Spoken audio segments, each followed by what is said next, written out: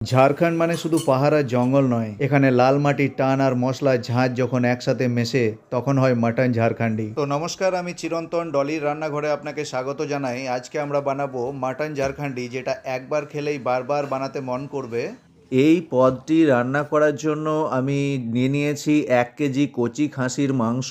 মিশিয়ে দেবো এর সাথে ধনে গুঁড়ো, লঙ্কা গুঁড়ো এবং নুন, সাথে সাথে আদা, রসুন, লঙ্কাকে ভালোভাবে পেস্ট করার পর সেটা দিয়ে দেবো।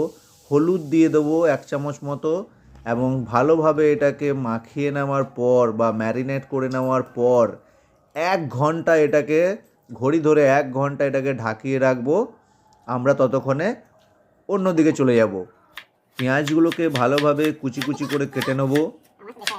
আর বন্ধুরা, তোমরা যারা দেখছো ভিডিওগুলো, আমার ভিডিও ভালো লাগলে একটু লাইক, কমেন্ট, সাবস্ক্রাইব করে দিও, যাতে করে আরও ভালো হতে পারে আমার ভিডিওগুলো এবং আমাকে অনুপ্রাণিত করতে পারে। আপনাদেরকে বলবো এরপরে যেগুলো আমি করব, যেমন লঙ্কাগুলোকে কুচি কুচি করে কেটে নেব এবং লঙ্কাগুলো কাটা হয়ে গেলে আমরা এর সাথে সাথে একটু টমেটোকেও কেটে নেব স্লাইসভাবে। এবং টমেটোগুলো কাটা হয়ে যাবার পর একটা বাউলের মধ্যে ভালোভাবে রেখে দেবো এবং ধনেগুলোকেও কুচি কুচি করে কেটে দেবো। এখানে কুচি কুচি করে কাটার পর সেগুলোকেও ভালোভাবে একটা ছোট বোলের মধ্যে রেখে দেবো। কড়াই চাপিয়ে নেবো আমি। কড়াই চাপিয়ে দেওয়ার পর এতে ভালোভাবে তেল দিয়ে দেবো। একদম ফুল হয়ে যাবে তেলগুলো, গোল গোল করে, যাতে করে কড়াইয়ের গরমটা তেলের মধ্যে আসতে পারে।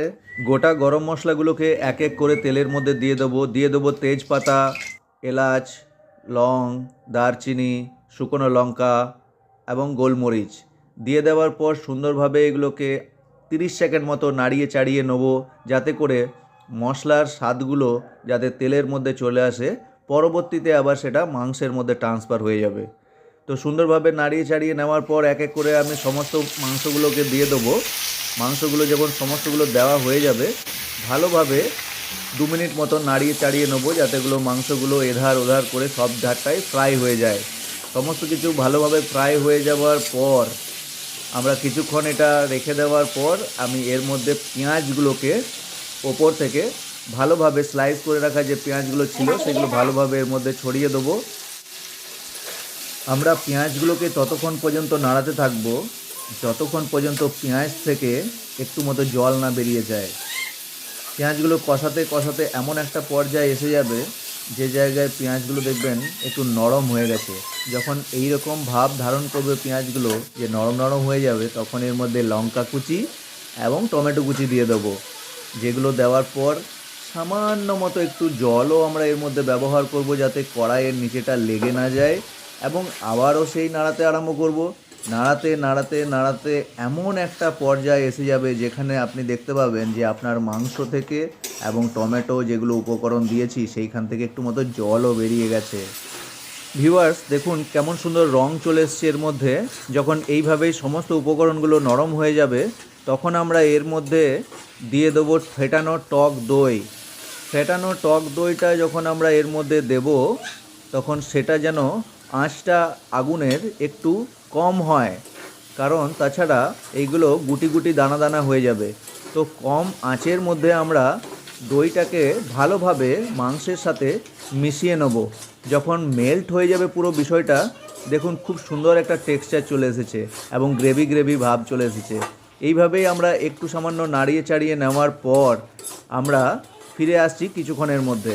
45 মিনিট রান্না হয়ে যাবার পর বা এইভাবে কষিয়ে নেওয়ার পর এর মধ্যে দিয়ে দেবো পরিমাণ মতো একটু জল ভালোভাবে দিয়ে দেবো কড়াইয়ের গা বেয়ে, যাতে করে কড়াইয়ের মধ্যে যে মশলাগুলো লেগে আছে সেইগুলোও জলের সাথে মাংসের সাথে মিশে যায়। এবং সমস্তটা যখন মিশে যাবে, তখন এর মধ্যে একটু স্বাদ মতো লবণ দিয়ে দেবো এবং লবণটা ভালোভাবে পরিমাণ মতো দিতে হবে এখানে বন্ধুরা, তোমাদের নিজেদের স্বাদ মতো, যাতে করে বারবার লবণ না দিতে হয়।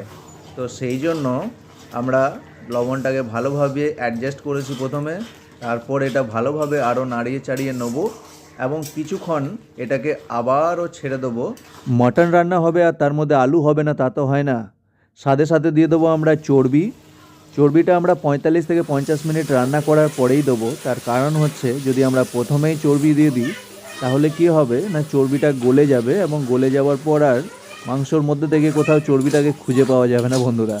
তাই আমরা এখানে চর্বিটাকে 45 থেকে 50 মিনিট রান্না করার পরেই দেবো, যাতে করে আপনাদের চর্বিটা গলে না যায় এবং আপনারা খাওয়ার সময় সুন্দরভাবে খেতেও পারেন। এর মধ্যে দিয়ে দেবো পরিমাণ মতো আমি মিট মশলা এবং গরম মশলা। দুটো মশলাকে মিশ্রণ করার পর আমরা একে আবারও খুব ভালোভাবে নাড়িয়ে চাড়িয়ে নেব। ততক্ষণ পর্যন্ত নাড়াতে চাড়াতে থাকবো যতক্ষণ পর্যন্ত এর মধ্যে থেকে একটা খুব সুন্দর গন্ধ ভেসে না আসছে। যখন খুব সুন্দর গন্ধটা ভেসে আসবে বন্ধুরা, আমরা এর মধ্যে অ্যাড করব বা মিশিয়ে দেবো জল এবং ফুটতে থাকবে ততক্ষণ পর্যন্ত যতক্ষণ পর্যন্ত মাংসটা পুরোপুরি রান্না না হয়ে যায়।